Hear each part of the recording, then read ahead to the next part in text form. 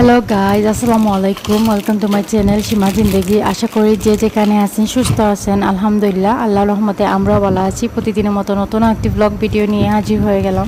আশা করি আমার ব্লগগুলো আপনার কাছে ভালো লাগবে।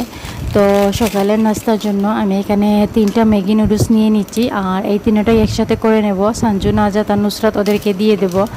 তো এখানে আমি এই আজকে নুডলসগুলো পানি দিয়ে করে নেব আর কি। তো এই পানি দিয়ে করলে দেখা যায় কি ওরা মানে এটা খুবই ইজিভাবে খায়। আর আসলে ও সঞ্জু, নাজাত ওরা মানে আছে না যে পেঁয়াজ, ওগুলা ওরা বেশি মানে পছন্দ করে না। তাহলে দেখা যায় কি ওগুলা যদি সিদ্ধ করে মানে ওদেরকে পেঁয়াজ দিয়ে বিরান করে দেওয়া হয়, তাহলে দেখা যায় কি ওরা পেঁয়াজ একটু মানে খেতে চায় না, অনেকগুলা বেছে মানে ফেলে দেয়। তো এই জন্য আসলে আমি পানি দিয়ে ওদেরকে প্রত্যেক দিন দিয়ে দিই। যখনই আমি নুডলস বানাই দেখা যায় কি আমি পানি দিয়ে ওদেরকে দিয়ে দিই।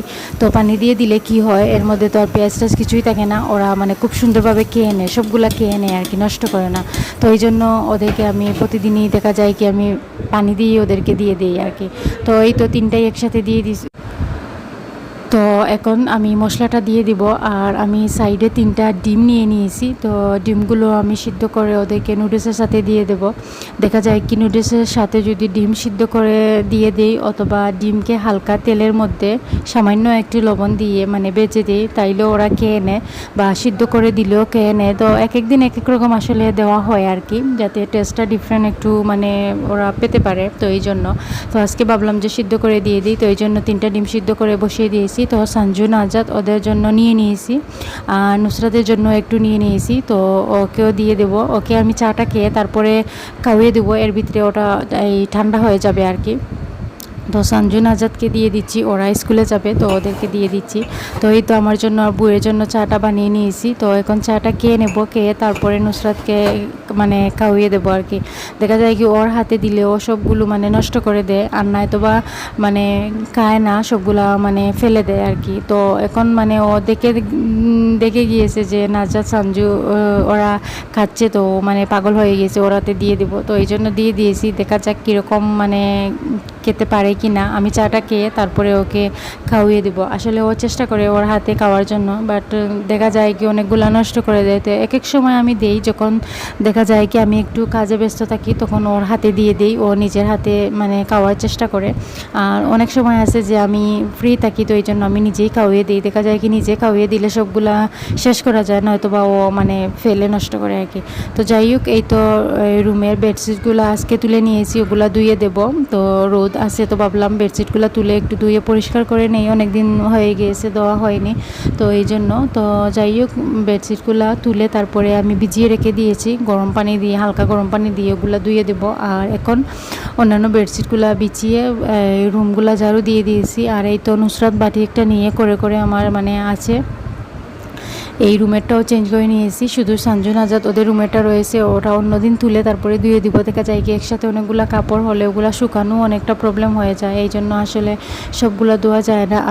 আর এই তো কাপড় নিয়ে ছাদে চলে আসি, এখন এগুলো রোদে দিয়ে দিব। রোদে দেওয়ার পর তারপরে গিয়ে দেখা যাক আজকে কী রান্না বাড়া করব। আসলে সকালে এইরকম কাজে, ছোটো ছোটো কাজে দেখা যায় সারাদিন চলে যায় আর কি। কাজে মানে লেগে গেলে দিনের কোনো মানে টাইমই পাওয়া যায় না। তো আজকে দিনটা আলহামদুলিল্লাহ অনেক বেশি ভালো আছে, দেখা যাক কি হয়, কাপড়টা শুকিয়ে গেলেই হবে। তো যাই হোক, এখানে আমি 8টা ডিম সিদ্ধ করে বসে দিয়েছি, আজকে ডিম সিদ্ধ করব। আর তারপরে এখানে ডাল রান্না করব। আমাদের দেখা যায় কি ঘরে যখন মাছটা শেষ হয়ে যায় তখন আনবে বলে 1-2 দিন চলে যায় আমাদের ডাল ডিম দিয়ে। তো আসলে দোকানে ঝামেলা থাকার কারণে উনি সময় দিতে পারেন না, তারপরেও চেষ্টা করেন। দেখা যায় কি উনি যখন ঘুম থেকে উঠে যান তখন মাছ ওগুলো এসে চলে যায়, এই জন্য আর আসলে কিনতে পারেন না।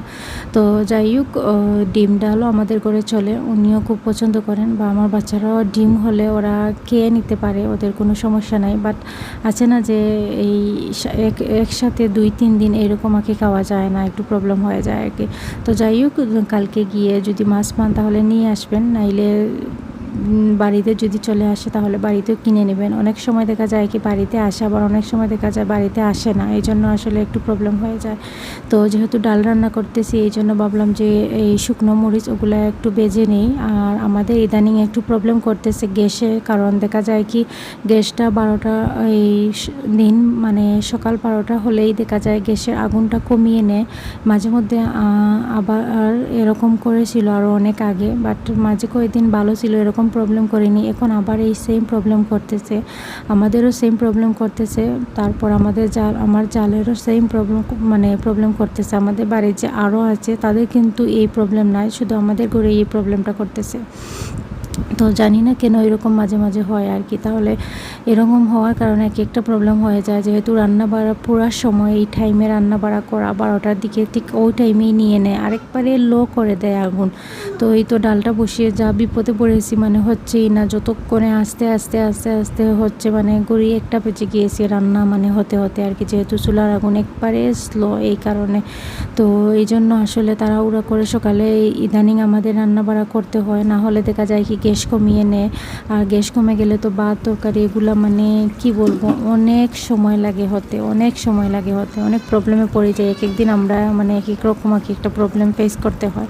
তো এই জন্য এই বুকে বলছি যে এখন কি করবে, সব সময় একটু আর্লি ভাতটা রান্না করে নেবে। আর তরকারি যাই রান্না করি না কেন চেষ্টা করব সকাল রান্না করতে। আর যদি মানে একটু লেট হয়ে যায় তাহলে দেখা যাবে কি গ্যাসটা কমিয়ে নেবে। তো যাই হোক, আস্তে ধীরেই আমাদের ডাল তারপরে ডিম সিদ্ধ ওগুলো হয়ে গিয়েছে, আর আগেরও কিছু তরকারি ছিল ওগুলো দিয়ে আজকে আমরা সবাই খেয়ে নেব, চলে যাবে। তো এই তো